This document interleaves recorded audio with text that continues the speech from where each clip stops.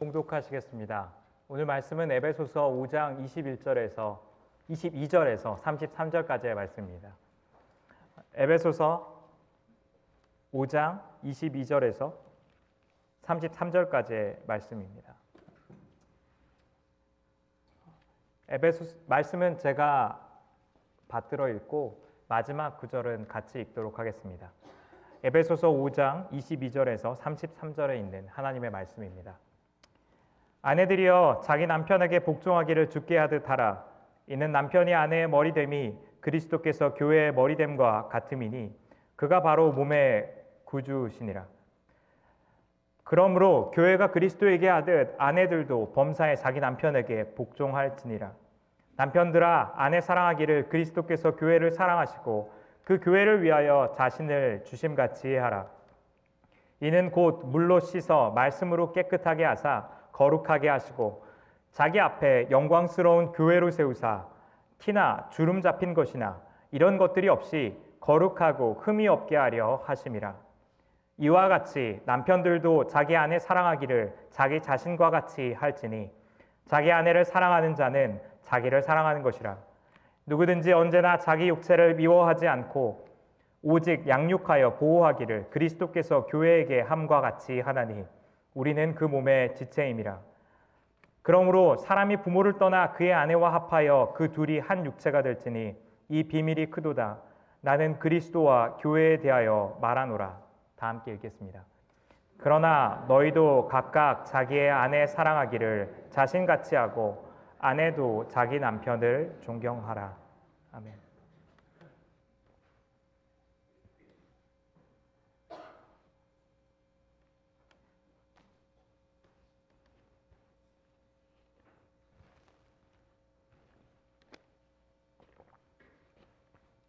말씀에 앞서서 오늘 말씀의 많은 영감은 팀 켈러 목사님의 책 결혼을 말하다에서 왔음을 말씀드립니다. 그래서 이미 부역 모임에서 이 책을 읽으신 분들도 있는 것으로 알고 있는데 더 자세한 내용을 알기 원하시면 책을 읽기를 권장드립니다. 생각보다 교회에서 결혼에 대해서 이야기하는 것은 쉽지 않은 일입니다. 교회는 결혼에 대한 여러 가지 입장과 경험을 가지고 있는 공동체입니다. 어떤 사람들은 결혼을 하지 않았고 앞으로도 할 계획이 없을 뿐 아니라 어떤 사람은 결혼해서 극심한 관계적인 갈등을 경험하고 있기 때문입니다. 어떤 사람은 이혼을 경험했고 어떤 사람은 학대와 중독으로 인한 결혼의 깊은 깨어짐을 경험한 사람들이 있기 때문입니다. 어떠한 사람은 사랑했던 사람을 떠나보내는 경험을 결혼 가운데 했던 사람들이기 때문입니다.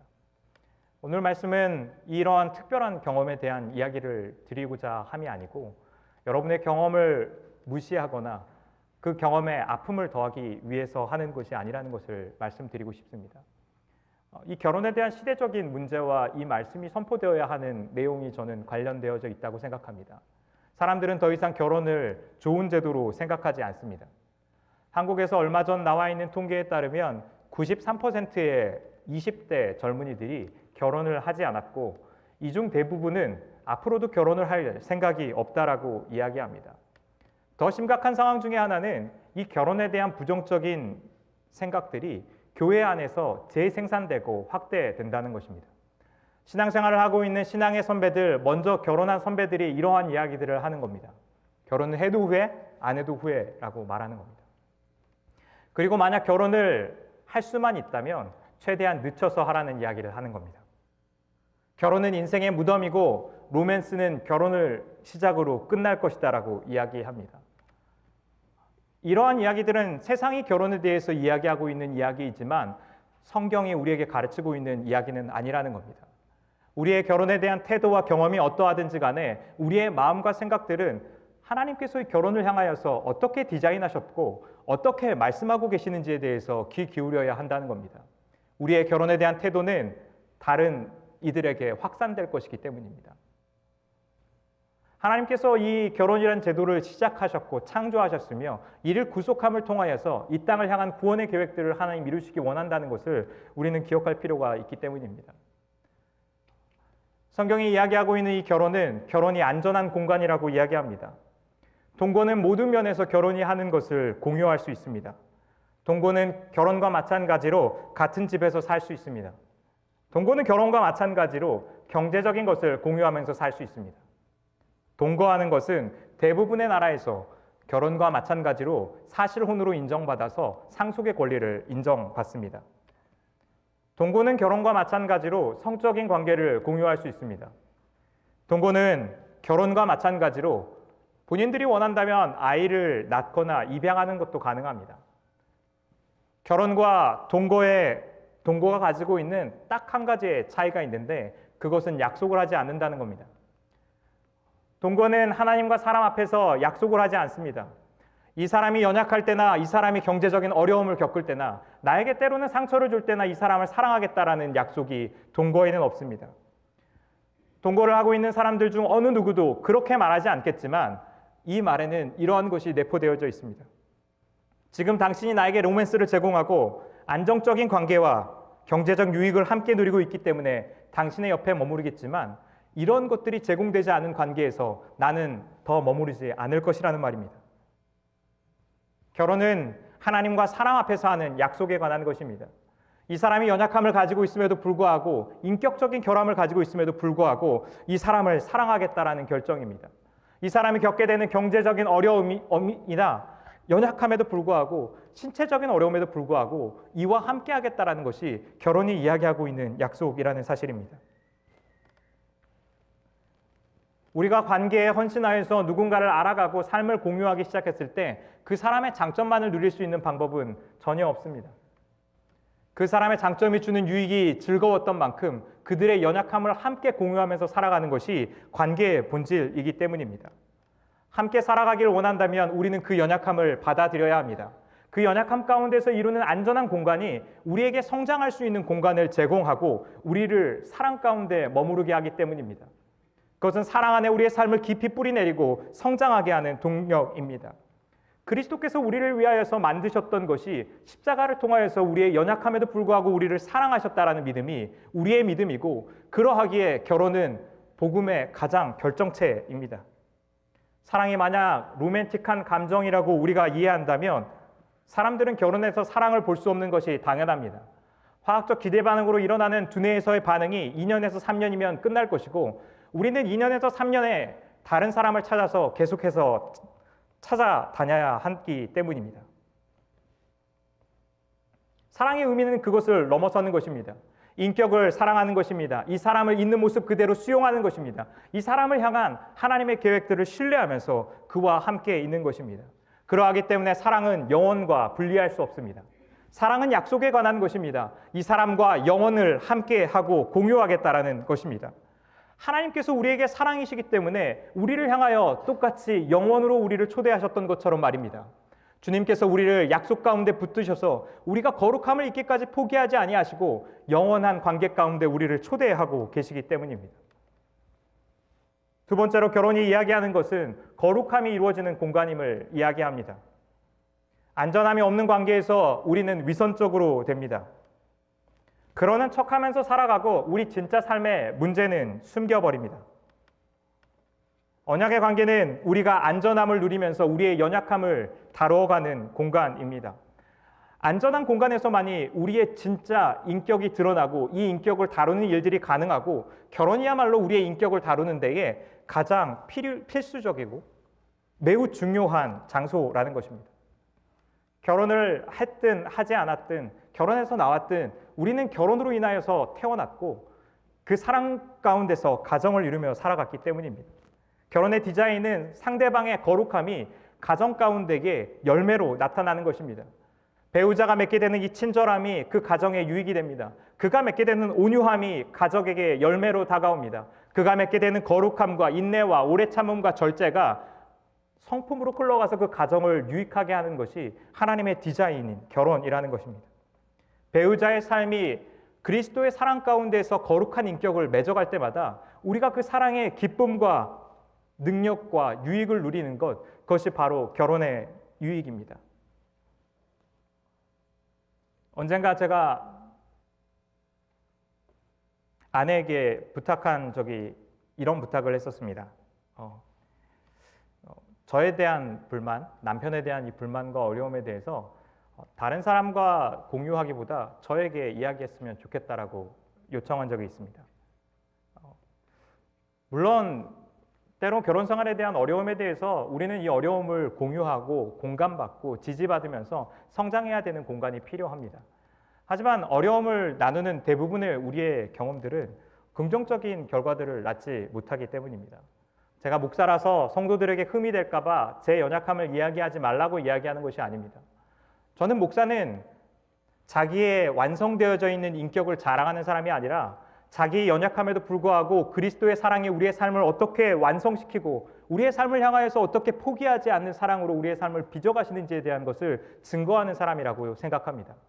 그러하기에 목사는 자기 연약함을 나누는 것에 스스럼이 없어야 된다고 생각합니다. 왜 연약함을 나눌수록 그리스도께서는 영광 받으시고 복음의 능력은 찬양받을 것이기 때문입니다. 제 연약함 때문이 아니라 어려움과 갈등을 나누는 것 가운데 생기는 여러 가지 이유 때문입니다. 클로즈 콜이라는 책은 배우자의 불평과 어려움에 대하여서 배우자와의 관계에서 해결하는 것이 아니라 다른 사람에게 이 불만을 이야기하는 것이 불륜의 징후이고 시작이라고 이야기합니다. 이것은 깨어진 관계를 나타내고 있는 것입니다. 거룩함의 관계를 이루어가면서 살아가야 하는 이 결혼의 관계에서 이 문제를 다루지 않겠다라는 이야기입니다. 그것은 배우자를 신뢰하지 않음을 이야기합니다. 배우자의 이전과 현재에서 지금까지 바뀌지 않았고 앞으로도 바뀌지 않을 것이 분명하기 때문에 더 이상 이 사람과 이 이야기를 하지 않겠다라는 것이 담겨져 있습니다. 그러나 매우 영리하고 똑똑한 사람들이 하는 실수 중에 하나는 사람을 다 이해하고 있다는 것입니다. 우리가 매번 고백해야 하는 것은 우리가 사람을 다 알 수 없다는 것입니다. 그 사람의 과거의 아픔에 대해서 우리는 다 이해할 수 없습니다. 현재 겪고 있는 갈등에 대해서 다 이해할 수 없고 앞으로 맺어질 그 사람의 찬란한 인격에 대해서 우리는 다 이해할 수 없다는 것입니다. 결혼은 이 기회를 제공하는 것입니다. 그가 여전히 성장할 수 있는 사람인 것을 믿어주는 것입니다. 다시 한 번의 기회를 주는 것이 바로 결혼이기 때문입니다. 결혼 생활의 가장 큰 기쁨은 내가 알지 못했던 배우자의 거룩함과 은사들이 드러나는 것이기 때문입니다. 또한 어려움과 불평을 다른 사람들과 공유하는 것이 문제 해결에 결코 도움이 되지 않습니다. 이 문제를 듣고 해결해야 되는 것은 남편이나 아내와 이 배우자와의 관계에서 문제를 해결하는 것이 필요하다는 것입니다. 만약에 이 문제 해결을 두 사람만으로 되지 않는다면 상담사를 찾아가거나 믿음의 멘토를 찾아가는 것이 훨씬 더 생산적인 방법이라는 것입니다. 남편이나 아내가 자신의 문제를 이야기했을 때 회피하지 않고 듣는 것이 우리에게 필요합니다. 이 거룩함을 통하여서 우리가 함께 성장하고 자라간다는 믿음이 필요하기 때문입니다. 남편이 있는 자리에서 이야기하면 되지 않냐라고 말씀하시는 분들이 있습니다. 하지만 이것에 깔려있는 마음의 동기들을 저희는 살펴볼 필요가 있다고 생각합니다. 자신의 생각에 동조하는 다수의 사람을 통하여서 남편이나 아내의 생각과 행동을, 태도를 바꿔보려는 시도들이 깔려 있는데 이것은 교묘한 조종입니다.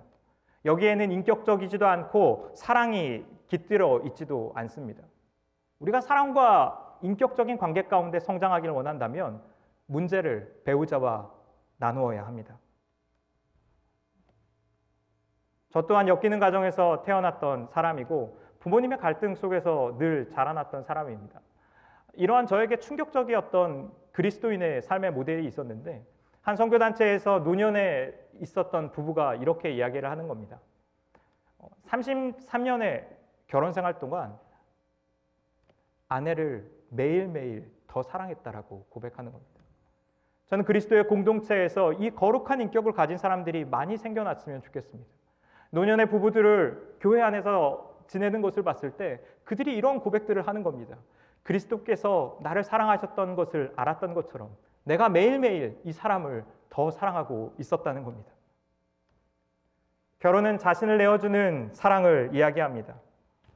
오늘 말씀에서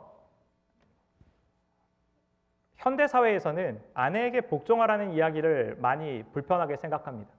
하지만 당시의 로마 제국의 사람들의 생각은 우리가 생각하는 것과는 조금 달랐습니다. 많은 로마의 문헌에서는 남편들이 아내를 복종하게 만들어야 한다라고 이야기하고 있습니다. 아내가 남편에게 복종하는 것은 당연한 문화였습니다. 반면 남편이 아내를 사랑하는 것은 당연하지 않은 문화였습니다. 오늘 말씀을 듣고 있었던 1세기의 교회 가운데에서 손해를 보는 사람은 남편이었습니다. 세상에서는 아내에게 사랑하는 것을 요구하지 않은 문화 가운데에서 살고 있었기 때문입니다. 헬라 문화에서는 여성을 열등한 존재로 여겼기 때문에 아내를 사랑하고 진실함 가운데에서 결혼 관계에 머무르는 것은 당시의 문화가 아니었습니다. 그런데 사도 바울은 그렇게 이야기하는 것입니다. 세상과 다른 방식으로 너희가 사랑해야 된다라고 말하는 것입니다. 남편들아, 너희가 이들을 사랑해야 한다라고 이야기하는 겁니다. 또한 아내들에게도 그렇게 이야기하는 것입니다. 세상에서 마땅히 요구하고 있는 것이지만 세상에서 요구하기 때문에 살아가는 것이 아니라 예수 그리스도 때문에 우리가 복음을 받은 사람이기 때문에 그리스도의 통치 가운데 살아가는 것이 당연하고 우리 삶의 모든 영역 가운데 하나님의 말씀 가운데 살아가는 것을 우리가 꿈꾸며 살아가는 사람이기 때문에 남편에게 복종해야 한다는 겁니다. 우리가 그리스도의 사랑을 받은 사람이기 때문에 남편들이 아내를 사랑하는 것이 당연한 일이라는 겁니다. 그것을 이루는 것이 우리의 삶 가운데 요구된다는 겁니다. 죄의 본질은 자기 중심성에 있습니다. 자기를 내어주는 사랑이야말로 우리가 복음을 아는 사람이고 예수 그리스도께서 우리를 사랑하셨다는 것을 믿는 사람 가운데 나타나는 일입니다. 자기를 내어주는 사랑이야말로 우리가 믿고 있는 복음의 본질이고 전부입니다. 복음을 아는 사람은 필연적으로 자기중심성의 문제를 다루어야 합니다. 자기중심성의 문제를 다루지 않고서는 우리는 관계에서 기쁨과 유익함을 이룰 수 없기 때문입니다. 그곳에는 함께라는 단어가 존재하지 않습니다. 세상은 이렇게 이야기합니다. 결혼해서 함께 살면서 싸우면서 살 것인지 아니면 혼자 살면서 외롭게 살든지 이 두 가지의 선택밖에 인생에는 없다라고 이야기합니다. 하지만 성경이 우리에게 이야기하고 있는 것은 우리의 삶 가운데에 자기중심성의 문제들을 다루면서 거룩한 인격이 우리 삶 가운데 이루어졌을 때 우리는 참으로 사랑할 수 있고 참으로 용서 가운데 살아갈 수 있으며 복음의 능력이 우리 삶 가운데에서 나타나는 가정을 이룰 수 있다라고 이야기하는 것입니다. 그것이 우리의 힘 때문에 이루어지는 것이 아니라 그리스도의 사랑이 우리의 삶을 충만하게 채웠을 때에 그 일들이 이루어진다는 것을 이야기합니다. 오늘날의 젊은이가 어떻다는 이야기를 하면 이미 꼰대가 된 거라고 합니다. 어쩌면 저는 청년사역을 내려놔야 될 때가 다가오고 있는지도 모르겠습니다. 하지만 포스트 모더니즘 이후에 생기고 있는 젊은이들 가운데 생기는 반응은 개인의 생각을 존중해야 된다는 것이 매우 중요하지만 관계할 수 있는 능력을 조금씩 잃어버린다라고 생각합니다. 더 이상 사람들은 내 생각을 지키는 것이 중요해서 다른 사람을 인내해 주지 않습니다. 관계 가운데 갈등을 경험하면서 살아가는 것보다 내 생각과 삶을 지키기 위해서 관계를 쉽게 포기해버리는 것입니다. 사랑은 불가능한 것이라고 이야기합니다. 이 갈등과 어려움 가운데에서 살아가는 것보다 차라리 관계를 포기해버리겠다라고 이야기합니다. 하지만 이 관계 안에서 누리는 자기중심성의 문제들을 다루지 않고서는 하나님께서 우리에게 주시길 원하시는 이 행복과 기쁨은 우리는 결코 이룰 수 없는 것이라는 사실을 직면해야 합니다. 우리의 삶의 진짜 인격은 아내가 바라보는 내 모습입니다. 우리의 삶의 진짜 인격은 남편이 평가하고 있는 우리의 인격입니다. 사람들은 다 알지 못하여도 자신의 인격의 바닥을 가장 가까운 곳에 있는 사람들은 알고 있기 때문입니다. 우리가 결혼관계에서 성장하지 않는다면 우리는 복음을 알지 못하는 것일지도 모릅니다. 결혼은 복음에 관한 것입니다. 복음을 살아내는 것이기 때문입니다.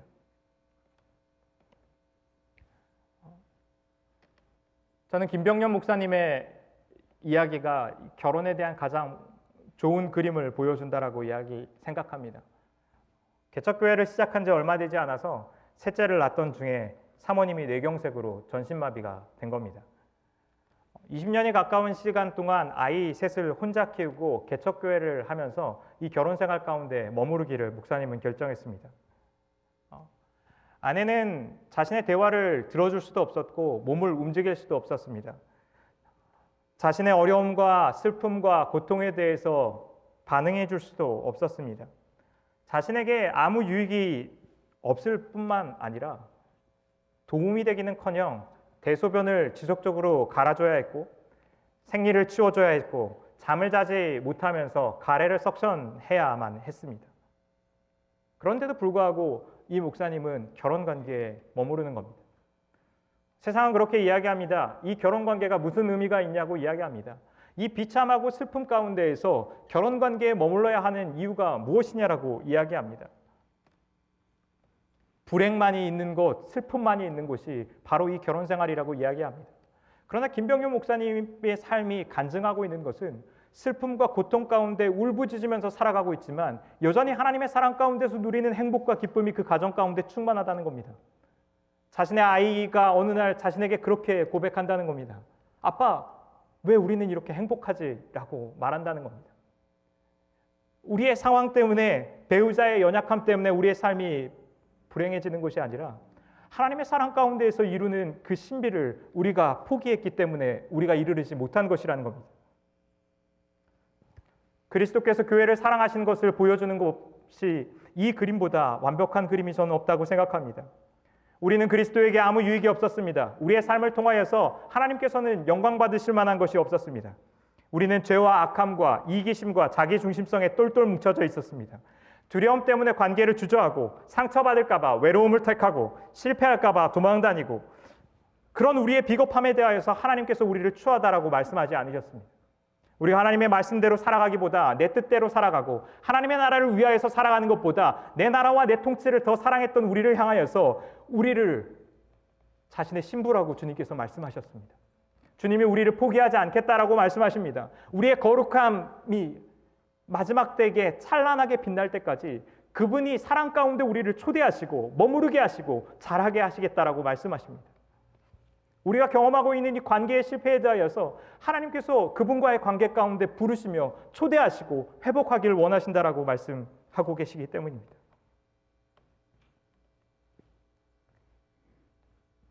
제 결혼 생활이 완벽하기 때문에 이 말씀을 드리는 것이 아닙니다. 말씀이 그것을 이야기하고 있기 때문입니다. 그리고 이 시간, 이 시대 가운데 참으로 우리가 회복해야 될 메시지가 결혼 가운데 두신 하나님의 사랑입니다. 결혼 가운데 있는 회복을 우리는 선포해야 하는 시대를 살아가고 있다는 것입니다. 하나님께서 가정을 통하여서 이 땅을 향한 그 구원의 계획들을 이루실 것입니다. 가정 가운데 이루었던 이 거룩함이 나의 가정만을 넘어서 이 온 열방과 하나님의 나라 가운데에서 이루어지는 것을 우리가 볼 때에 그 찬란한 열매 가운데 기뻐하는 그 역사가 이 한인장로교회 가운데 충만하게 있기를 주님의 이름으로 축원드립니다. 기도하겠습니다.